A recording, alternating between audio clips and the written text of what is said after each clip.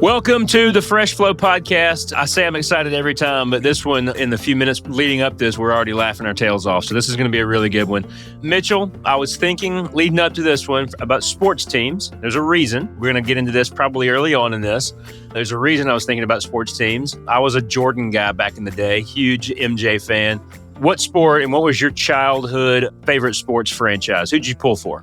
I think this is a little bit scary, but it used to be the Lakers, and then the young Michael Jordan came along. So it was actually a lot more fun to watch Michael Jordan. And I still remember the move down the middle of the lane, forget which conference, well, not conference, which finals, but where Jordan went up right-handed and as he's coming down, lays the ball up left-handed. But no, absolutely, Michael Jordan was a childhood hero.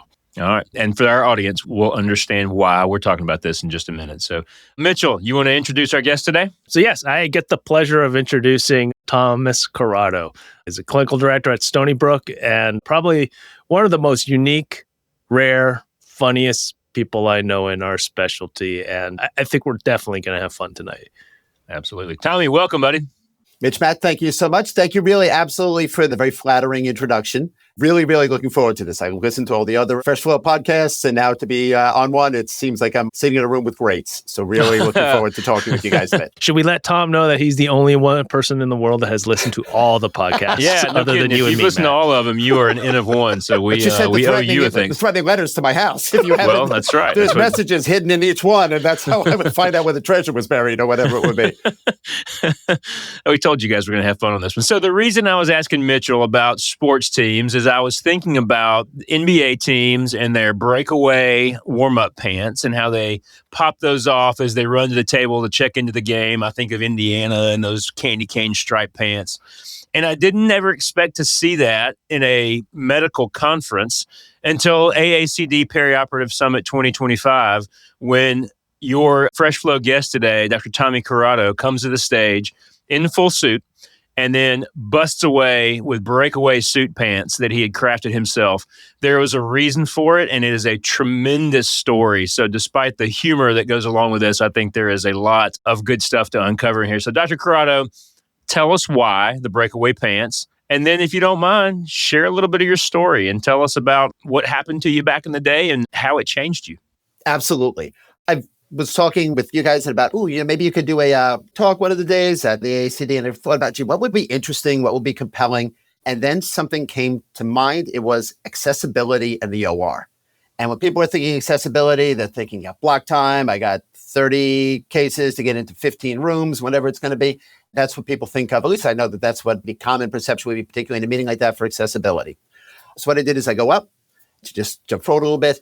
I'm standing there in my business suit, as anyone would be wearing to a professional meeting like this. And I asked people, I want you to do something. I want you to think, what were you doing on October 14th, 1991? And I looked around and I said, maybe you were in high school, bearing it off, recovering from a long weekend. Maybe some of us weren't even physicians yet. Maybe someone brand new physician. And then I said, I was planting the seeds, the fruits of which would be the conversation we're about to have now. And then broke away the pants that I was wearing. You were there. However, I'll try to paint the mental picture for everybody. I'm standing there, suit, tie, shorts, and then a pair of limbs. One, the flesh leg on the left side that I was born with, and the other one would be the prosthetic limb that I inherited shortly after October 14th, 1991, following a football injury that day. To fill the story in a little bit, it was a normal Columbus Day weekend, had the day off from school, went out and played a pick-me-up game of football. And luck would have it, I took a handoff and got a run and got a bad tackle. And really, I knew my leg was injured and injured bad. Remember telling a friend of mine, between kind of not too much of an alpha to admit probably some sobs of pain in that, someone called my family. Family calls the primary doctor who says, you know what? Don't make him go to an emergency room. This guy, just bring him in. Whatever happened, I'll set it. So they bring the family car over. Old Eagle Scout, so I kind of remembered how to do a carry. Instruct people to do the carries. They put me in the back of the car. They drive me to the family doctor, who says, you know what, that's an orthopedic injury, needs to see an orthopedist. Long story short, I go through orthopedics, went to another office, ended up in an emergency room where they said, you should have been here a while ago. A lot of blood loss. My thigh was thick as my waist, and really, it was a rough time. They attempted to do a bypass, the femtib bypass, Really, it was a small hospital and they did their best. And they said, you know what? Really, there was a long bypass. They took me back. It was a second revision in that. It was probably a little bit over their capacity and it was a bad injury. They took me to the hospital for special surgery the next week, phenomenal orthopedic hospital, and irreparable damage. There was already a lot of loss. I met a couple of phenomenal people when I was in there. One before the operation even happened, it was a person named was Patty Rossback. Patty is a nurse. I meet 1,000 nurses when you're in there. And she just talks to me a little bit. She explains the situation, tells me a bit about what the process would be. And then she lets me know that, Tommy, I just want you to know something. Points out, she lifts up the hem of her skirt. She said, this British, very, very formal sounding, really this great, this Mary Poppins presence almost to her. Shows me that she's also an amputee. I said, you know what? That's pretty awesome. Another person comes in during basically the same period of time.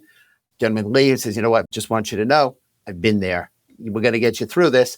And it's weird to say, but I felt good about it because I knew that, hey, you know what?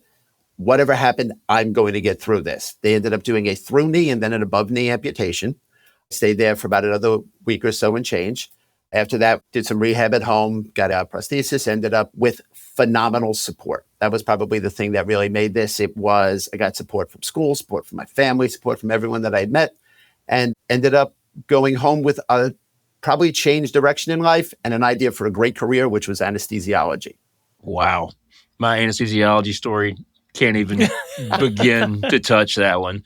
It's actually funny. When I was talking about interviewing and that, someone had told me originally, well, Tommy, don't mention that. That might not be a good idea. And then Dr. Zimmerman, he told me, oh, you have to mention that. He said, otherwise you are gray. He's like, what's going to stand out about you? He said, but if you do this, he said, you're going to plant yourself in someone's head and you made yourself someone who would be a little tedious on a subway to talk to. Now, all of a sudden, it's compelling. So you lost something that day, right? You lost a leg that day, but I've known you now long enough to know you gained something that day. You're different because of it. You hear all these stories about how suffering can help, right? It can make us better. We can grow from it. Do you have a story like that? What did you gain in that loss? It's probably two big points in that, and this comes across a lot. There's pain and there's suffering. And I've had a tremendous amount of pain. I've had phantom pain, you get breakdown, you get the other stuff. That's a physical thing. The suffering, I've been lucky in that I didn't suffer tremendously because when it looked like I was in a spot where maybe suffering would come into play, I was able to say, you know what, not to say what's the barrier, but what's the cause of this suffering? There are a lot of things that I wanted to do that maybe I wasn't able to do. Okay, you know what? You're not going to sprint anymore. Your parkour days are over before they began. I don't even know if that was a thing in 91, but you're absolutely going to have to find different ways of doing things. But I had people around me, and what I found was, you know what? I can find different ways of doing tasks that everybody else does. And that's probably the biggest thing that even I take and I share with other people. I'll tell the residents, I'll tell everybody, watch me when I talk to a patient. Watch me when I do something. We both have the same goal. Don't be me. I've been me for 50 years. You're probably not going to be a better me than me. However, you're the best you that has probably ever existed or will exist. Use your skill set, use the things that you have, which are good, maybe some of the limitations that you have, which could hold you back, but instead can allow you to show a little creativity, maybe a little bit of almost not sympathy, but almost that empathy with someone who's having some challenge. It really allows what could be suffering to really turn into something amazing and really an absolute positive. Pain, you could deal with pain, but suffering is something that you could really spin to a positive for not only yourself, but other people. So, Tommy, I think there was more to the story at the AECD that you shared about sort of the onboarding orientation process when you became an attending anesthesiologist. Do you want to touch upon that here? Because I think there's a story that might resonate with a lot of our audience members. Is that the one with Chris? With Chris Gallagher. Yep. Yeah. And this is something that, and again, this is to talk about the challenges. I had completed a residency at Stony Brook. Now I was getting ready to come on as an attending, and there was some concern about some of the other attendings. I'm still a resident, becoming a brand new attending, and you know what? Hey, would like to offer you a position there. Some people had concerns about me being in the hospital, maybe on call alone, or hey, you know what? In the end, maybe this may be a barrier that he can't overcome. And I can remember it like it was yesterday. It's got a better part of 20 years ago, and I can see the room that I'm in. I can see the people sitting across from me. Chris, I'll mention Chris because he's someone who has been a huge influence, and I can see him sitting there. I said, you know what? I promise you that if there's a situation, I said, you will not have to ask me to leave, because as soon as I even feel that this is something that could be a situation like that, I'll voluntarily leave. I understand your concern. But I said, whatever you want to do, I said, I think that that's reasonable. And Chris said something that I can still hear him saying it. He said, Tommy, this is not a trivial situation. This is not a trivial problem, but you don't have trivial friends. And like I said, I can see him in the corner of my eye. He was sitting right across from me, and I hear it resonating every day in that, you know what, this is a problem I'm up against. And it's not a trivial problem, but I don't have trivial friends. Probably one of the biggest gifts he's given me also is after that, I've kind of tried to not only get through problems like that, but to not be a trivial friend. To realize that it's not only being the recipient of the assistance and being the person who's helped, but it's that suffering into something amazing. If I can now say, you know what, you're in a spot. I'm here if you need me. I've got some ideas. I want to hear what you maybe need. I'm going to help, and I'm going to not be the trivial friend. Just for our audience members, the Chris that we're talking about is Dr. Chris Gallagher, who is the longtime program director at Stony Brook. He's the author of Board Stiff for the TEE Boards Review, and probably one of the funniest people that I've ever met in my career as an academic anesthesiologist. And just a shout out to Dr. Gallagher. There's a funnier guy, and that would be Dr. Tommy Corrado. So there we go. Only because I've laughed at the feet of giants, and even to be included in the same conversation with him. Chris Gallagher, when you hear this, because we'll obviously share this with you, know that it's, many, many years later, and I still absolutely value every moment we spent together and the moments we still get to spend together. So that kind of hints at your role in education. And we couldn't help but notice when we were kind of flipping through your CV, this CA1 drown proofing course that you teach. Tell us about that. That sounds like something that as a CA1 I needed badly. But what is that drown proofing all about? Yeah, that was actually done with Dr. Vahe Tatosian, who's here at Stony Brook with me also. He's one of the pediatric anesthesiologists, was also integral in us putting this together. Basically what it is, it's kind of an onboarding for the new residents. And if you've seen you've seen the Michael Phelps and someone who is swimming with just absolute dexterity and grace, and they don't even splash, that's not this at all. Then there's the person who you look over on the other side of the party boat and you hear boom, the splash, and you think, oh boy. And there's floundering and there's whatever, but there's a head bobbing above the surface. You're not drowning. You're staying alive. This is the basic things that you need to do. What we did is for these situations, it's a few key things. Hypoxia, hypotension, a disconnect. These are absolute basic problems.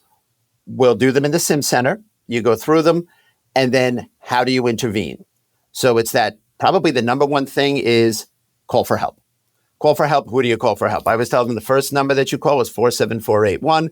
That's the anesthesia coordinator number. You call for help. The other thing is, it's almost picture Karate Kid, where you're doing wax on, wax up. I'm dating myself right now. We're talking about the old Ralph Macchio one. I'm from Long Island, maybe not the new one. Exactly. Mitch is doing the same thing here. He's painting up and down. But it's you go through these things. And then when you need them, even if they're not beautiful, even if they're not elegant, they're there and you've learned them. And that kind of actually, in a weird way, is applicable outside of that first year thing. Then it becomes other locations where, how do I drown proof everything else? Drown proofing it, I would almost say, if you had to think of a concept, it's when you go to your own debrief and you talk about it, what's the first thing I could have done? Well, you say, if I look back, what should I have done? How could I have done? That's drown proofing. First, you shouldn't have been by the edge, when you were reaching over for the pullfish, but you did. What's the first thing you should have done? Take off anything that's going to hold you down, wave your arms. It's, maybe a case came in that I wasn't ready for. What should I have done? Call for help, send for blood. I have 5 leveled cases coming in, and I only have 3 anesthesiologists who are here, or not enough teams. What should I have done? Call the OR director, call for help. Who else is in the hospital? Any level. That drown proofing is it's recognition of the situation. What can I do now to prevent it from getting worse, and at least to now give us grounds from which to improve? We look at your CV and it's clear that you're invested in education. There's the idea of how you actually get people comfortable in the operating room environment. And I think our questions that we were kicking back and forth before the show, there's this idea that there is no average. The U.S. Air Force in the 1950s was trying to build the average cockpit. And what they did 10 items or 10 measurements across 10,000 pilots and discovered that nobody was average. So taking that concept of one, drown proofing, making sure people are going to survive. How do we make sure that that environment in the operating room is accessible? And we talked about this at the beginning, but how do you make sure everybody can do what they need to do? Excellent question. And it probably works on a couple of different levels. One, just because we've had even a couple of new ORs that they were renovating here at Stony Brook. From the beginning, bring other people in who specialize in this. Depends on where you're located. There are in your own hospital, OT, PT, things like that are available. There's also, depending on your location, institutions that have people that will come and just say, hey, you know what? It's not only things like your doors need to be this wide, your ramp needs to be this high, but it's the other workflow things, accommodations. Probably speak to people. Speak to the people who are going to be there. Hey, does this look like it's going to work? Bear in mind that nothing is going to fit everybody, but be prepared for the fact that you will get feedback from people. Ask the ones who say, you know what, we have one pediatric anesthesiologist here is 6'9". One of our pediatric surgeons here is under 5 feet. They're never going to be at the same height. So it's a matter of, okay, it's not even people think of the terminology. They're different. Everyone's different. So I think that's probably the two biggest things. A, the little bit of planning, getting people in, but B, the other thing that even I think with accessibility, more than only planning for the infrastructure, the AI and technology, and that it's going to level the playing field in that our dexterity, no one's going to match a machine. It's your endurance and all these other things, precision. Eventually, everyone is kind of going to hit that same level when you're augmented. But now it goes back to, in a weird way, the more technology you get, the more reliant we are upon people and interacting in that. Assembling the teams, as someone who's both had a ton of accommodation and help in the OR, as well as even to help other people who've had that, it's the best piece of equipment to help you, or the best resource you have is the team that supports you. It's amazing. Unlike most of the things that we get in the OR, the more you use it, the less useful it becomes. And the team, when they work around a person and they're used to dealing with a person and you kind of get to understand and trust each other, gets better and better. It's like good scotch. Over age, time, it just gets better and better. I just want to comment on the technology piece. I mean, I grew up in an era where central lines were placed without ultrasound. You used anatomical landmarks and you were careful about what you did and where you directed the needle. And I think an overdependence on these technologies, and I always, encourage my residents, figure out 2 or 3 ways to do a procedure. It's only going to benefit you down the road, but it'll be interesting to see what happens down the road as we become more and more dependent on these technologies. Yeah, I think the more dependent you are on technology, the more vulnerable you are if it fails, which is why it's important, like you said, not only for the basics, and I've always tried to keep the basics up, but asking, being comfortable to ask for help. It's probably another accessibility thing, to be comfortable enough to say, you know what, I need help with this, or I'm not sure how to do this. I am absolutely the biggest requester of help. And it might be, some people say, is that a sign of lack of confidence? No, it is not. It is a sign of, or maybe it is, but it's a sign of, you know what, I know what's best in the end. And when I look back and say, what's the first thing I should have done? Should have gotten for help. I should have asked for help. I should have said, hey, you know what, does anyone have an idea? Roy Soto, one of my old PD, I remember him from years back. And his thing always used to be, if you're having trouble with a procedure, don't shake your head. Even if the patient can't see you, everybody knows you're having a rough time. But if you're kind of that calm in the room, people stay calm, and then you get to benefit from their answers. If they see you coming in a little hot, then everyone panics a little bit. The ship's going to run aground. Whereas if they see you being kind of relaxed and, is this difficult? Yes, it is. Tommy, have you considered trying this? Not yet, but I'm about to, because I think you're going to tell me and I like where this is going. So I think that's kind of the biggest thing also, is to always be comfortable to reach out. It's not vulnerability, I don't think, to admit that you need assistance. If anything, it's recognizing that someone else may be able to help you, which is a pretty awesome thing, to make someone else non-trivial. I'd argue it's humility. Humility, man. That's what I'm sitting here thinking too. Yep. Tommy, you kind of are just evidence that when you come to AACD meetings, you get to meet a lot of really interesting people. You get to see a lot of different perspectives too. I mean, we talk about stuff at those meetings that you just don't see anywhere else. You've recently come onto our board, and we're excited about that. What is it about AACD? And I don't want to make this a commercial for it. I'm not trying to do that. But what was it about the AACD that drew you in? What drew you to those meetings, and what drew you to continue to work at the board member level? Again, this is a disclaimer. I'm safe, everybody who's listening. It's not that I'm being said to say great things about this, because I truly, truly love it. I like the people. It's people who have a shared experience and we kind of get it. I find myself in the OR of that. And I always say, man, I wish I had someone else to bounce something off of. I wonder how someone else who's gone through something similar to this has addressed it. It's a group of people who have similar but not identical experiences, which is the thing that I'm similar to the people in my room, but not by any way, shape, or form identical. That's the thing that I love most about the AACD. The people are approachable. We have a lot of shared experiences that tend to be open with things. If I had an idea for something, they'll say it. If something needs to be criticized, they'll say, you know what, have you considered doing this? Maybe you could do that better. That's the epitome of trusting someone, is to be able to say, hey, you know what, you might try this. This has worked for us. This didn't work for us. It's not only sharing successes, but saying, well, you know what, I feel comfortable sharing non-successes. I think your first assignment as a board member is to figure out how to network all the clinical directors across the country so that when we need to call for help, we can call for help.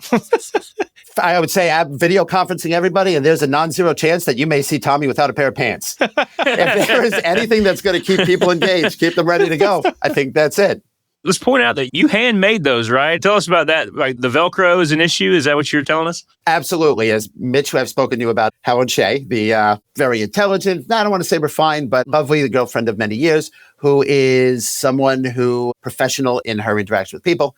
She sees me as I'm standing there and I have a pair of pants and what are you doing? I said, well, Helen, I'm trying to make breakaway pants. Excuse me. And for what? I said, well, I have an idea. I'm going to wear breakaway, be able to like Magic Mike style, just full Monty, straight up slip my pants off.